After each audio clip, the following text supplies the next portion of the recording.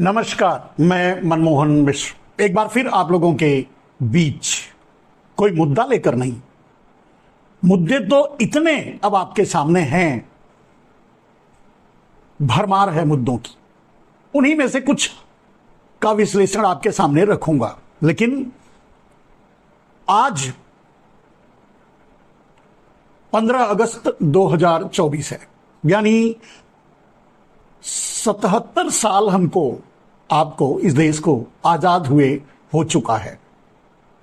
लेकिन मुझे नहीं लगता कि हम मानसिक रूप से आजाद हैं। अब ऐसा मैं इसलिए कह रहा हूं मेरे दोस्त, क्योंकि अगर नरेंद्र मोदी जैसे साधारण से ठग अगर हमें ठग लें जुमलों के बल पे, झूठ के बल पे, तो हम कैसे कह सकते हैं कि हम आजाद हैं? और हम ये कैसे कह सकते हैं कि हम मानसिक रूप से आजाद हैं? हम तो समझते हैं कि आज भी हम मानसिक रूप से गुलाम हैं, वरना छोटे मोटे टूट पूजिए और ठग हमारी मानसिकता को अपने कब्जे में ले लें, उसे अपने तरीके से चलाएं, वो देश को लूटें तब भी हमें दिखाई ना दे, वो देश जला दें तब भी हमें सुनाई ना दे, हम कान से बहरे हो जाएं, आंख से अंधे हो जाएं, तो फिर मुंह से कहां बोलेंगे? जब कान से बहरे हो जाएंगे, आंख से अंधे हो जाएंगे, हम अंधभक्त हो जाएंगे, तो फिर मुंह से कहां से बोलेंगे? और वैसे भी नरेंद्र मोदी की कोशिश तो यही रही है इन 10 सालों में कि वो किस तरह लोगों की जुबान पे ताला लगाएं, यानी मुंह पे कब्जा करें। फिर भी आज 78वें स्वतंत्रता दिवस पर अपने सभी देशवासियों को शुभकामनाएं देता हूं, बेमन से, माफ कीजिएगा, क्योंकि ये शुभकामनाएं तभी लागू होंगी, ये शुभकामनाएं तभी इंप्लीमेंट होंगी जब आज नरेंद्र मोदी शाम तक इस्तीफा दे देंगे। अपने वादे के अनुसार आरएसएस से किए हुए और आरएसएस के दबाव के कारण। दूसरा, भारतीय जनता पार्टी तो वैसे भी नरेंद्र मोदी से अब किनारा करने लगी है, जान छुड़ाने लगी है। यहां तक कि चुनाव प्रचार से लेकर पार्टी निर्णयों तक अब उनकी कोई जरूरत नहीं रही। हां, आरएसएस पूरी तरह से सक्रिय है इस समय। जिस आरएसएस को नरेंद्र मोदी ने चड्ढा से, वही नड्डा से कहलवा दिया था कि अब हमें आरएसएस की जरूरत नहीं है, वही आरएसएस आज ये साबित करने में जुटी है कि तुम्हारी कोई औकात नहीं है हमारे बिना। और वैसे भी आज मोदी की राजनीति का अंतिम दिन है। आज लाल किले से भाषण वो किस मुंह से देंगे ये तो मैं नहीं बता सकता, क्या बोलेंगे ये भी मेरी समझ से बाहर है। लेकिन सच तो यह है कि जैसे तैसे लाल किले से कुछ और जुमले, कुछ और झूठ बोलने के बाद नरेंद्र मोदी शाम तक इस्तीफा दे देंगे।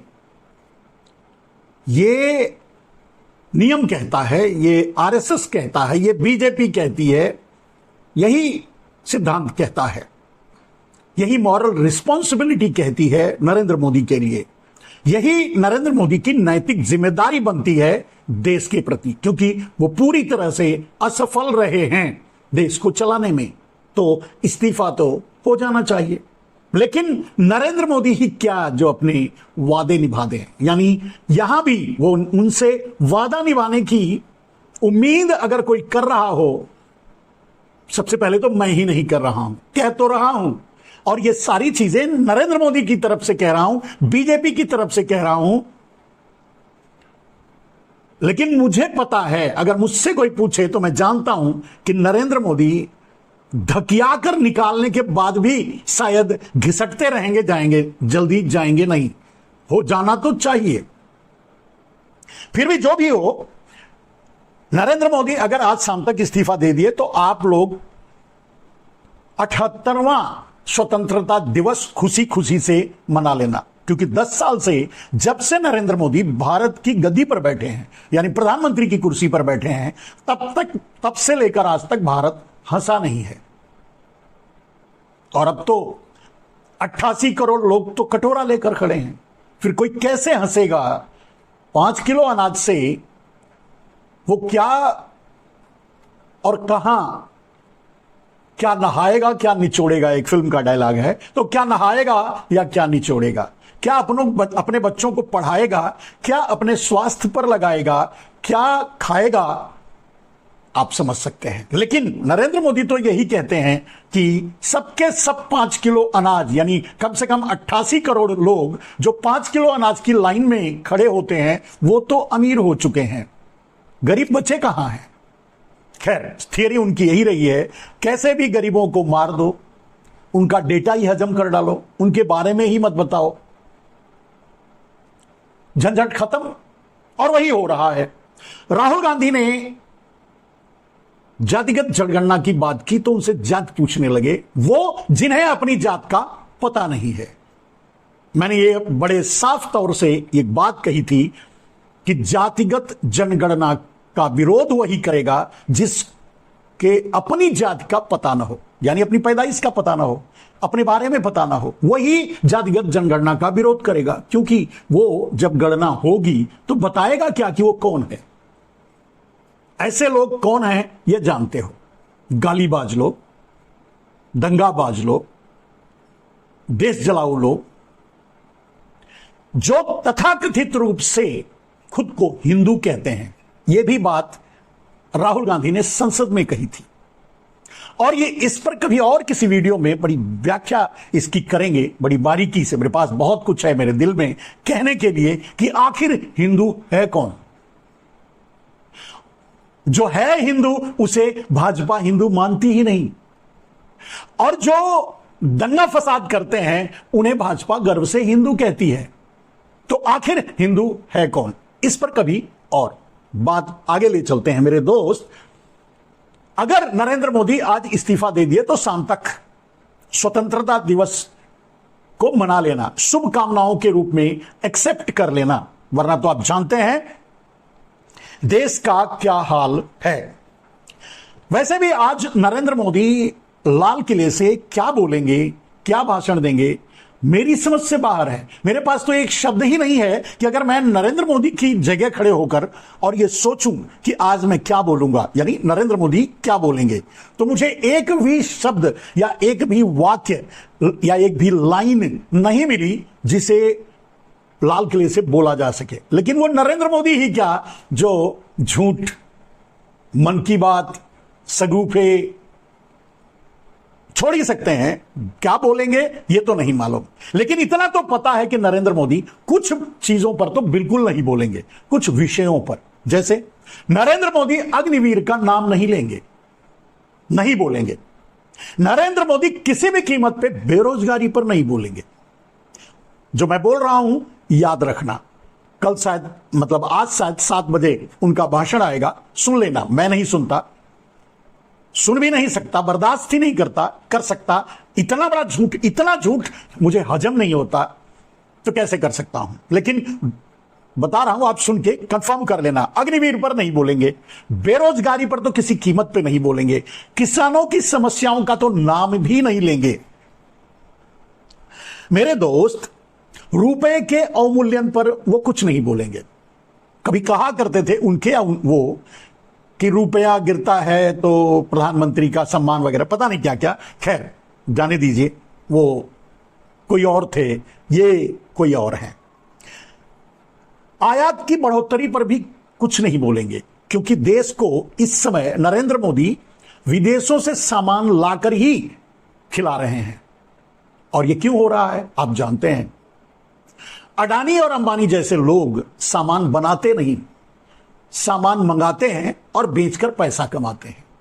इस पर भी कभी और बात करेंगे। लेकिन नरेंद्र मोदी आयात की बढ़ोतरी और निर्यात के पतन के बारे में कुछ भी नहीं बोलेंगे। शिक्षा का तो नाम ही नहीं लेंगे। कहां, किस गर्त में डाल दिया शिक्षा को नरेंद्र मोदी, ये आप भी अंदाजा नहीं लगा सकते। स्वास्थ्य की बात करना नरेंद्र मोदी के बस की बात ही नहीं है। और आपको तो पता ही होगा कि अब बीमा पर भी टैक्स लगाते हैं, तो क्या बात करेंगे तो लोग हूटिंग करेंगे, फिर कहेंगे कि हमारा गला दबाया जा रहा है। बड़े भाई, जब झूठ बोलोगे, मक्कारी करोगे, तो कोई ना कोई तो आवाज उठाएगा। कितनों को डराओगे, कब तक डराओगे? और कम से कम इस बात की तो मैं लिखकर गारंटी दे सकता हूं कि 80 करोड़ लोगों के हाथों में जो कटोरा थमाया है, इस इतिहास के बारे में तो जरा भी नहीं बोलेंगे। अब आम आदमी की घटती आय, आम आदमी की आय घट रही है, वो उसके पास जो जमा पूंजी है उसे निकालकर खर्च कर रहा है। क्या करेगा आखिर? कहां से खाएगा, कहां से लाएगा? कहने का मतलब इन 10 सालों में नरेंद्र मोदी के अमृतकाल में लोग अपनी जमा पूंजी, जो अपने बुरे और अच्छे दिनों के लिए रखा था, उसमें से निकाल के खा रहे हैं। तो आम आदमी के घटती आय के बारे में नरेंद्र मोदी बोल ही नहीं सकते। अब रह गई बात अडानी जैसे चोर और अंबानी जैसे ठग के बारे में, तो कुछ भी नहीं बोलेंगे। अब ठगों की अम्मा एक नई आई हैं इस भ्रष्टाचार की दुनिया में, और उनका नाम है बुच, माधवी बुच। और दंपति दोनों पति पत्नी बंटी बबली हैं।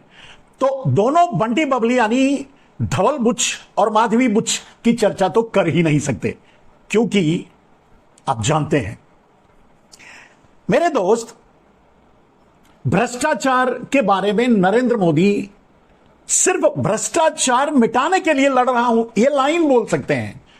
कैसे लड़ रहा हूं ये नहीं बताएंगे, और कैसे लड़ रहे हैं अगर लाल किले से नरेंद्र मोदी बोले तो एक चिल्ला करके, जहां भी रहना उस पंडाल में, मैं तो ऐसे झूठ लोगों को बर्दाश्त ही नहीं कर पाता, ना टीवी में देखूंगा ना प्रत्यक्ष, लेकिन चिल्लाकर पूछना, अबे काला धन कहां है, किसके पास है, ये चिल्लाकर पूछ लेना।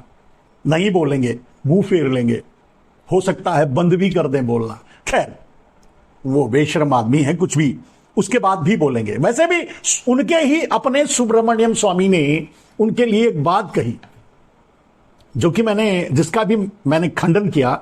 सुब्रमण्यम स्वामी ने कहा कि अडानी मोदी को पॉकेट में रखता है।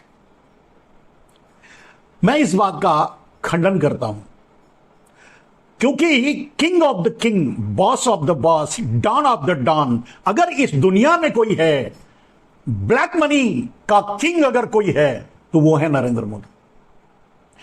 शायद सुब्रमण्यम स्वामी ये नहीं जानते कि अडानी जैसे हजारों उनकी जेब में पड़े हैं। किसके? मोदी के। और हजारों को अडानी बना सकते हैं नरेंद्र मोदी। इतना काला धन छुपा के रखा है नरेंद्र मोदी ने, हमारा आपका लूटा हुआ। और ये मैं नहीं कह रहा हूं, यही चड्ढी गैंग मतलब आरएसएस कहती थी घूम घूम करके 400 लाख करोड़। इन्हीं के दलाल रामदेव जैसे कानिए कहते थे, घूम घूम करके कान पक जाता था यार। मैं भी बगल में खड़ा रहता था, दिमाग झंझना उठता था, सुन सुन करके पक गया था। 400 लाख करोड़ काला धन दबा के बैठ गए नरेंद्र मोदी। थोड़ा हिस्सा दे दिया होगा इस कहानी को, यह भी मुंह बंद करके चुप हो गया। आप देख ही रहे हैं, रविशंकर, आसाराम, राम रहीम सब इसी में आते हैं। वैसे भारतीय जनता पार्टी किसी भी व्यभिचार दुराचार पर बहुत ज्यादा शोर मचाती है। अगर कहीं कोई घटना होती है तो होना चाहिए, मचाना चाहिए, लेकिन सजा याफ्ता बलात्कारियों को पेरोल पे छोड़ती रहती है, अपना चुनाव प्रचार करवाती रहती है। यानी ये मोदी, यानी गुजरात लॉबी जो है, आपको तो पता ही है गुजरात में उन्होंने क्या किया था, रेपिस्टों को छुड़वा दिया था। अभी राम रहीम बाहर आ गया। तो कहने का मतलब ये मोदी यानी गुजरात लॉबी की भाजपा जो है वो ऐसे ही लोगों के साथ खड़ी रहने में माहिर है और गर्व महसूस करती है। उसे कोई शर्म नहीं आता ऐसा करने से। भ्रष्टाचार की पराकाष्ठा तो तब जो हो जाती है कि मैंने कई बार कहा है कि ये भगवान को भी ठगने से बाज नहीं आए हैं शुरू से ही। अयोध्या की सारी लाइटें, कहते हैं 50 लाख की लाइटें गायब हो गई। कौन सी बड़ी बात है भाई, वो लगाई ही गई थी नरेंद्र मोदी के स्वागत के लिए। भगवान से क्या मतलब है उनका लेना देना, क्योंकि वो नरेंद्र मोदी सहित उनके अपने दोस्त, दो ऐसे बयान हैं नरेंद्र मोदी का, मैं किसी का बयान अपने चैनल पे नहीं लाता, नहीं सुनाता, लेकिन दो ऐसे बयान जो आप गूगल टाइप करके देख लीजिए। नरेंद्र मोदी एक जगह कहते हैं, मैं गुजराती हूं और व्यापार मेरे खून में है, और एक जगह अपने बयान में कहते हैं एक महिला को कि आप तो गुजराती हैं, व्यापार तो आपके खून में है। यानी इस बात का गर्व है नरेंद्र मोदी को कि वो गुजराती हैं, होना चाहिए, लेकिन इस बात का भी गर्व है नरेंद्र मोदी को कि व्यापार उनके खून में है। यह गलत है। यह गलत नरेंद्र मोदी के लिए नहीं है, यह गलत व्यापारियों के लिए भी नहीं है और गुजरातियों के लिए भी नहीं है। यह गलत इस देश के लिए है, हमारे आपके लिए, हमारी आपकी सोच के लिए है कि हम और आपने ये कैसे नहीं सोच पाए कि एक व्यापारी कभी राजा नहीं हो सकता, एक व्यापारी कभी राज्य नहीं चला सकता, एक व्यापारी कभी अपनी प्रजा से न्याय नहीं कर सकता। एक व्यापारी सिर्फ व्यापारी होता है, एक व्यापारी सिर्फ अपने लाभ को देखता है। और नरेंद्र मोदी जब डंके की चोट पर यह कह चुके हैं कि वो उनके खून में व्यापार है, तो आज देश बेच रहे हैं, हम इसका बुरा मानते हैं। वो तो व्यापारी हैं, वो तो बेचेंगे ही, वो बेचने के लिए ही पैदा हुए हैं, बेचने के लिए ही आए हैं, बेचने का ही खून उनके अंदर है। उनके अंदर राहुल गांधी वाला खून नहीं है, उनके अंदर शहीदों का खून नहीं है, उनके अंदर बेचने वाला खून है। और वो खुद भी कह चुके हैं, हम और आप इस बात को समझ नहीं पाए और इसी की कीमत हम और आप मिलकर चुका रहे हैं। हमने, इस देश ने इतनी बड़ी भूल की है कि एक व्यापारी को राजा बना दिया, एक व्यापारी के हाथ में सत्ता दे दी। वो न्याय कर ही नहीं सकता, वो चाहे जितना सोचे वो व्यापार ही करेगा, और वही कर रहा है नरेंद्र मोदी। वो कर ही नहीं सकता। अब मतलब यह हुआ मेरे दोस्त कि नरेंद्र मोदी प्रधानमंत्री होने के काबिल ही नहीं थे, हो ही नहीं सकते। ये हमारी और आपकी भूल है। हमें और आपको, इस देश को अपनी भूल सुधारनी चाहिए। एक व्यापारी को व्यापार करने के लिए छोड़ देना चाहिए। देश की सत्ता एक शहीद के और शहीद के खून को देना चाहिए। यानी खुले दिल से यह बात कहनी चाहिए कि बाय बाय नरेंद्र मोदी, व्यापार आपके खून में है, माफ कीजिएगा, जाइए यहां से। और वेलकम राहुल गांधी, शहीदों का खून है जिसके अंदर, देश की सत्ता उसे देनी चाहिए चलाने के लिए। यही सही न्याय होगा, यही सही सोच होगी, और यही सही मुक्ति होगी, यही सही आजादी होगी मेरे दोस्त। इसके अलावा कोई रास्ता हमारे और आपके पास नहीं बचा है। सोचकर देखिए, चाणक्य ने भी यही कहा था। हर गली में, हर कूचे में, हर घर में एक ने एक कोई ऐसा निकलकर बोलता है कि मैं चाणक्य हूं। यह भारत है, भारत के हर घर में चाणक्य है, ऐसा कहते हुए आप सुनेंगे। हम कैसे चाणक्य हैं? एक व्यापारी से ठगे गए जो डंके की चोट पे कह रहा है कि मैं व्यापारी हूं। हमने यह नहीं ध्यान दिया, हमने चाणक्य की वो बात याद नहीं रखी कि कभी भी व्यापारी सत्ता चला ही नहीं सकता, राजा हो ही नहीं सकता, क्योंकि व्यापारी व्यापार करता है, लाभ और हानि देखता है, वो आम आदमी के हितों को नहीं देखता, उससे कोई मतलब। और वही नरेंद्र मोदी कर रहे हैं। पूरा देश लूट लिया, लूट कर बेच दिया, बेचकर अभी भी संतोष नहीं है। और मेरे दोस्त, आपने देखा जब नरेंद्र मोदी आए तो एक व्यापारी कुछ बनाता नहीं है। ध्यान से सुनिएगा इस बात को। एक व्यापारी कुछ बनाता नहीं है, वो सिर्फ खरीदता और बेचता है। व्यापारी में भी कई भाग होते हैं, कई विभाग होते हैं। आप ध्यान से सुनिएगा, थोड़ा सा इसको बता दूं 1 मिनट में। एक होता है वो व्यापारी जो कुछ बनाता है, प्रोडक्शन से जुड़ा होता है। ये अडानी, अंबानी, ये सब दलाल हैं, लाते हैं माल और अपना मुनाफा रखकर बेचने वाले लोग हैं। और मोदी के आसपास के सारे लोग व्यापारी हैं, उस कैटेगरी के, बनाने वाली कैटेगरी के नहीं। और जो बनाता नहीं है वो आराम से कुछ भी बेच सकता है। 70 साल के बाद नरेंद्र मोदी आए 65-70 साल के बाद देखा इतना सब कुछ है तो बनाने की हैसियत तो थी नहीं, बनाने की मनसा भी नहीं थी, बेचना शुरू किया और सब कुछ बेच डाला। और एक व्यापारी जो करता है वही नरेंद्र मोदी ने किया। एक व्यापारी अपने को ही बेचता है, तो नरेंद्र मोदी ने भी अपने को बेचा, अडानी को बेचा, सब कुछ बेच डाला। रेल बेच डाला, भेल बेच डाला, गेल बेच डाला, रोड बेच डाला, बिजली, पानी, खाद, बीज, कोयला, एयरपोर्ट, पोर्ट, रोड, रेल, सब कुछ बेच डाला।